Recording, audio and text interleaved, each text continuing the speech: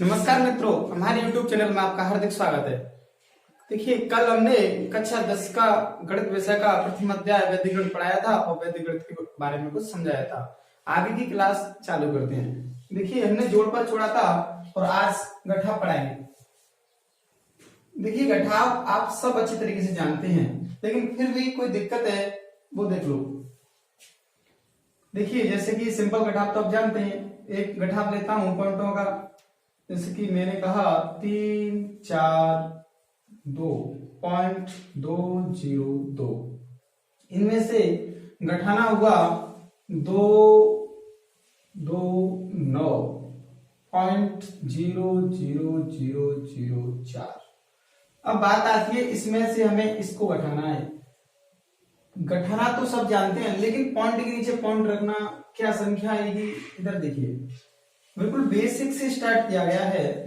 342.202 minus है, minus लगा दिया, पॉइंट के नीचे पॉइंट लगाया, इधर की संख्या को उधर उतार दो, इधर की संख्या को उधर उतार दो, तो यहाँ स्टार्ट करेंगे 0 0 0 और 0, 4 जीरो है, लिख दिया और यहाँ लगा दो 4 और यहाँ लिखोगे 9 2 2। आपकी समझ में आ गया होगा कि कैसे व्यवस्थित करते हैं पॉइंटों के गठाव को। और यहाँ कुछ नहीं दिख रहा है आपको, आप अपनी स्वेच्छा से 0 लगा सकते हैं। अब वहीं यहाँ आप गठाइए, 0 में से 4 गया, नहीं जा सकता है, हासिल लेनी होगी, परंतु ये 0 है तो फिर इससे हासिल लेनी होगी। ये बच्चों जैसा गठाव है, ऐसे शुरुआत में गठाते हैं बच्चे, लेकिन आप सीधा गठा सकते हो। आप इसको छोड़ दो एक बार को, आप ये समझिए कितना है 200, तो 200 में से 4 गया, 200 में से 4 गया तो कितना बचेगा, 200 में से 4 गया तो बचेगा 196। फिर 20 में से 0 गया, 20 पॉइंट का पॉइंट, या फिर सीधा कह सकते हैं ये कितना है 20,200। कितना है 20,200, और 20,200 में से तुमने घटाया है कितना 0,0,0,0,4। आप इधर को पॉइंट से इधर वाली संख्याओं को एक बार भूल जाइए। तो 20,200 में से आपने सिर्फ केवल कितना घटाया 4। 4 से पहले 0 का कोई मतलब नहीं है यहाँ, अगर आप समझे तो 20,200 में से अगर 4 घटाएंगे तो कितना बचेगा 20,196।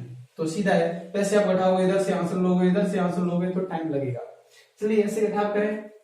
यहाँ देखिए 2 में से 9 नहीं घटा सकते, तो आप क्या करोगे, इधर से आंसर लोगे, कितनी हो गई 12, 12 में से 9 गया तो 9 के बाद 10 11 12, इधर कितना लिखा हमने 3 लिखा, इधर कितना रह गया 3, 3 में से 2 गया तो 1, अब यहाँ 3 में से 2 गया तो 1।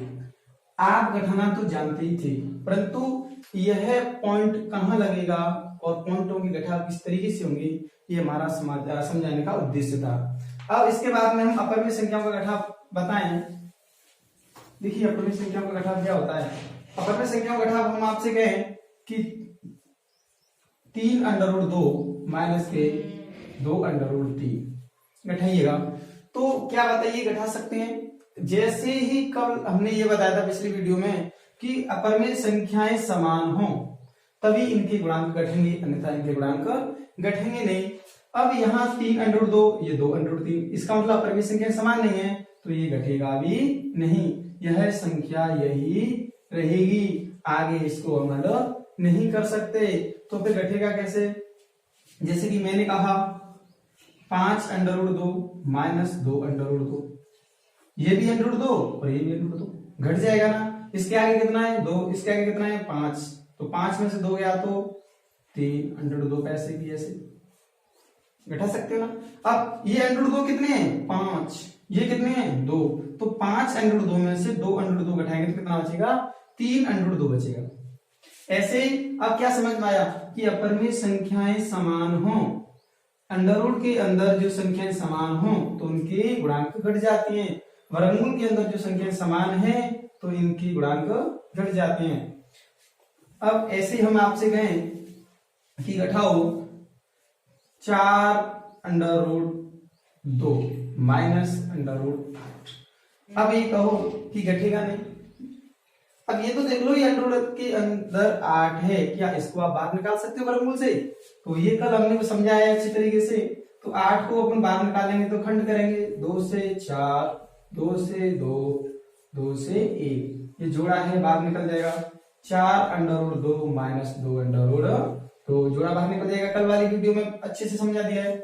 4 अंडर रूट 2 में से 2 अंडर रूट 2 गया तो कितना बचेगा, 2 अंडर रूट 2। उम्मीद है ये ऐसे गठा आप समझ में आ गए होंगे। अब आगे देखिए किस तरीके से गठा होगे आप।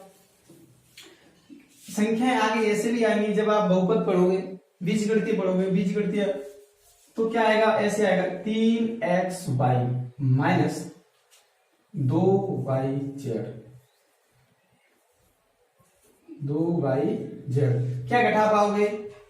तो अब कहो सब y इसमें है, y इसमें है, ये 3 है, ये 2 है, क्या घट जाएगा, ये घटेगा नहीं, क्योंकि ये x और y और ये y और z ये है क्या, ये है क्या, ये चर है। ये क्या है, चर है।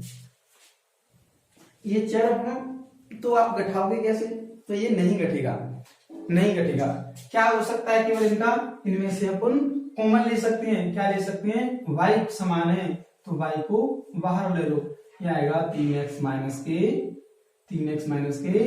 2z, इतना आएगा। यदि किसी ने कह दिया कि 5abc माइनस 2bcd तो क्या ये घट जाएगा।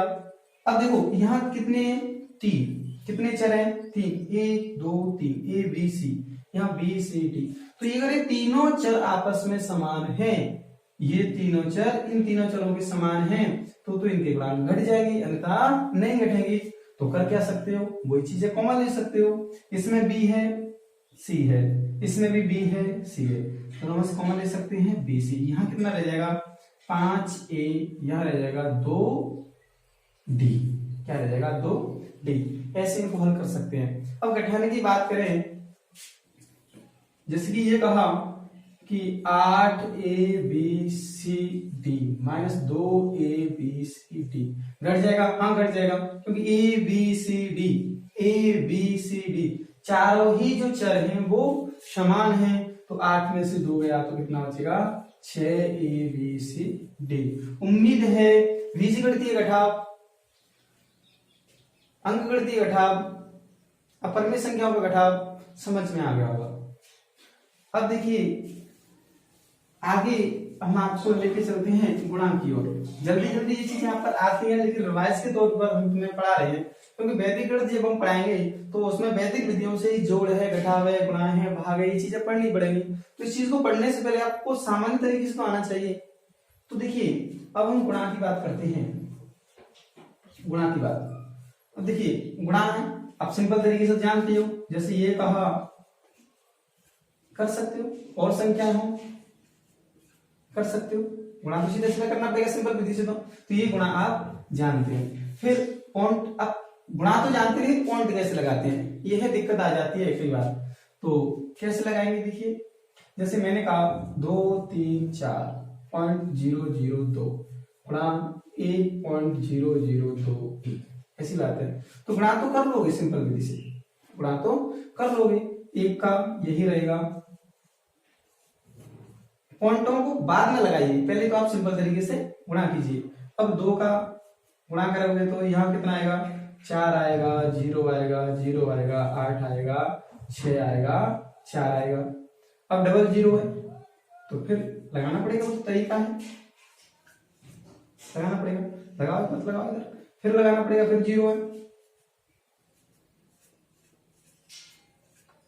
लगाना पड़ेगा और लगा दो। अब क्या है, 1 है, 1 का गुणा करो इधर, यहां क्या आएगा, तो 0 0 4 3 2 कर सकते हो, 2 4 0 4 8 और 2 10 और 3 13 6 7 8 और 1 9 4 का 4 4 का 4 3 और 2। अब रही बात पॉइंट की, इतना तो आप सिंपल तरीके से जानते हैं, शुरुआत से ही पढ़ते चले आ रहे हैं। फिर पॉइंटों में दिक्कत आती है, 1 2 3 4 5 6 7 4 तो इधर के 3 इधर के, टोटल कितने हुए 7। टोटल कितने अंकों बाद पॉइंट लगाए, 7, इधर का भी और इधर का भी, तो टोटल जोड़ लो आप। तो 1 2 3 4 5 6 7 लास्ट से 7 तक छोड़ दो, 1 2 3 4 5 6 7 छोड़ दिया। यह है तुम्हारा आंसर। उम्मीद है पॉइंट वाला समझ में आ गया होगा। अब आगे देखिए अपरिमेय संख्याओं का गुणा क्या होता है। अपरिमेय संख्याओं का गुणा क्या होता है। अपरिमेय संख्या को गुणा में आपको समझना पड़ेगा। जैसे कि मैंने कहा 2 अंडर रूट 2 गुणा 3 अंडर रूट, पहले तो सिंपल ही कर लेते हैं, अंडर रूट 2। तो अपन क्या करोगे, 2 अंडर रूट 2 का अंडर रूट 2 से गुणा करेंगे तो 2 आएगा, 2 दूनी 4 आएगा। अब आपकी समझ में ये नहीं आया होगा अंडर रूट 2 का अंडर रूट 2 से गुणा कर रहे हैं 2 ही क्यों आ रहा है। आपने सामान्य तरीके से तो ये सुना होगा, कुछ ऐसे कहते हैं, कुछ विद्यार्थी ये कहते हैं अंडर रूट 2 का अंडर रूट 2 से गुणा करेंगे, रूट से रूट कट गया 2 आ गया। अरे रूट से रूट कट गया तो 2 दूनी 4 आएगा ना, रूट से रूट कट गया था। ऐसा कुछ भी नहीं है। आता कैसे, देखिए ये बताया है कि वर्गमूल, ये अंडर रूट है, वर्गमूल की घात कितनी होती है 1/2। आगे गुणा 2, वर्गमूल की घात कितनी होती है 1/2। तो हम यहाँ 1/2, यहाँ भी 1/2। 8वीं क्लास में आपने घातांक नियम में ये चीज पढ़ी है। घातांक नियम में क्या पढ़ा है, ये पढ़ा है घातांक नियम में कि आधार समान हो, राशि गुणा में हो तो घातें जुड़ जाती हैं। आधार समान हो, राशि गुणा में हो तो घातें जुड़ जाती हैं। तो यहाँ करोगे 2 इसकी घात 1/2 प्लस 1/2। 1/2 मतलब आधा हुआ, आधा और आधा 1 हो गया, तो यहाँ आ गया 2 की घात 1, इसका मतलब 2। यह तरीका है अंडर रूट 2 का। अंडर रूट 2 से कहाँ करेंगे तो 2 आएगा, 2 ये है, 2 दूनी 4। ये समझ में आ गया। अब हम बात करते हैं और, जैसे कि हम आपसे कहें कि 2 under root 3, 2 under root 4 5, 3 under root 5, under root 3, under root 2, under root 2, under root 2 गुणा करना, इतना बड़ा गुणा करना है तो कितना सिंपल है। आप पहले तो अंकों का गुणा करो, जो अपरिमेय संख्या है ना उनका बाद में अंकों का गुणा करो। 2 है अपरिमेय है, अपरिमेय 3 है, 3 दूनी 6, 6 यहाँ तक 6 हुआ, 6 दूनी 12, 12 दूनी 24, टोटल कितना हुआ 24। रूट से बाहर जो संख्याएं हैं उनका गुणा कितना हुआ 24। अब 24 के बाद में आप ये देखोगे कि वर्गमूल के अंदर क्या क्या है। देखिए अंडर रूट 3 है और अंडर रूट 3 तो अकेला है, अंडर रूट 3 के साथ ही अगर अंडर रूट 3 का गुणा हो जाए तो आपस में दोनों की घात 1/2 में जुड़ जाएगी तो 3 आ जाएगी। अभी जो बताया था अंडर रूट 2 लेकर, तो ये अंडर रूट 3 और ये भी अंडर रूट 3, तो यहाँ सीधा ही आप कितना लिख सकते हो 3 लिख सकते हो ना। अंडर रूट 5, अंडर रूट 5 भाई इनका तो गुणा कर ही लिया पहले, कितना आएगा 5। अब क्या है अंडर रूट 3 हो गया, अंडर रूट 5 हो गया, और अब क्या है अंडर रूट 2 का अंडर रूट 2 से गुणा करेंगे 2, ये सिंपल बन गया। आगे हम गुणा करेंगे तो 5 दूनी 10, 10 दिया 30, ये आ गया 24 गुणा 30, गुणा करेंगे तो 0 4 12, 3 दूनी 6 और 1 7। इसका जो आंसर आया है वो है 720। ऐसे गुणा करने पड़ते हैं। गुणा समझ में आ गया होगा आपको। ऐसे हम अगर आगे का सवाल लें, आगे के सवाल में देखिए क्या करोगे, आगे का सवाल लेते हैं। आगे के सवाल में क्या करोगे, मैं सवाल लेता हूं। देखिए एक और, मैंने कहा 5 अंडर रूट 2, ये कहा 2 अंडर रूट 8 गुणा 3 अंडर रूट 3 गुणा अंडर रूट 27। क्या इसको गुणा कर सकते हो। देखिए पहले तो जो बाहर है रूट से उनका गुणा कीजिए आप। 3 है, 2 है, 5 है, 5 दूनी 10, 10 दिया 30, कितना लिख लिया 30। अंडर रूट 2, क्यों अंडर रूट 2 तो है नहीं, उतारना पड़ेगा। Under root 8, under root 3, under root 27। अब देखिए 30 अंडर रूट 2, 8 आप निकाल चुके हैं, 2 गुणा 2 गुणा 2, 3 आएंगे ना 2 2 के, तो एक तो बाहर निकल जाएगा, 2 ये हो गया। अंडर रूट 8 का मान लिख सकते हो सीधा 2 अंडर रूट 2, यहाँ लिख सकते हो अंडर रूट 3, यहाँ लिख सकते हो कितना 27, 3 अंडर रूट 3, ये निकाल के बता दिया है पिछले वीडियो में। अब देखिए यहाँ 30 दूनी 60, अंडर रूट 2 का अंडर रूट 2 से गुणा करोगे 2, और 3 ये रह गया है, अंडर रूट 3 का अंडर रूट 3 से गुणा करोगे 3। देखिए देखिए 30 दूनी 60 हो गया। फिर √2 से गुणा किया 2, इसका ऐसे किया ये 3 रह गया। ये सीधा ही कर सकते हो, 30 दूनी 60, 60 दिया 180, 60 दिया 180। फिर सीधा कर सकते हो या फिर ऐसे देख लो, ये 60 दूनी 120, 3 तक 9 गुणा करेंगे तो 0, 9 दूनी 18, आंसर 1, 9 रे भाई 0, 9 दूनी 18, आंसर 1, 9 रे 10।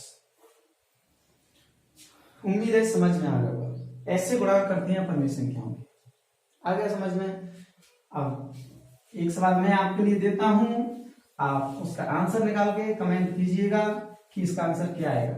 हर बार आज तक ये नहीं कहा है कि साहब पिछले वीडियो में कि साहब कमेंट करो, लाइक करो, शेयर करो, सब्सक्राइब करो, ये तो आपकी मर्जी है, आपको अच्छा लगे तो करो। देखिए वैसे ये चीज जरूरी है, सब्सक्राइब अगर आप चाहते हो कि आगे की वीडियो आपके पास आए तो सब्सक्राइब कीजिए, लाइक भी कीजिए, कमेंट भी कीजिए। देखिए जैसे कि आगे का सवाल मैं तुम्हारे लिए देता हूं और आप इसका आंसर कमेंट में भेज सकते हो। मैंने कहा 2√8 गुणा 2√2 गुणा √27 गुणा 3√3। इसका आंसर आप कमेंट में लिखकर मुझे दे सकते हैं। आपके लिए होमवर्क समझ लो। इसको मैं बिठा देता हूं। अब ये गुणा आपका हो गया। अब करते हैं हम आपको बीजगणितीय। अब क्या करते हैं? बीजगणितीय गुणा करते हैं। अब क्या करते हैं? बीजगणितीय गुणा करते हैं। बीजगणितीय गुणा कैसे? जैसे कि मैं आपसे कहूं कि x गुणा xy, x गुणा xy कितना आएगा? अब हम क्या कर देते हैं? 2x करें।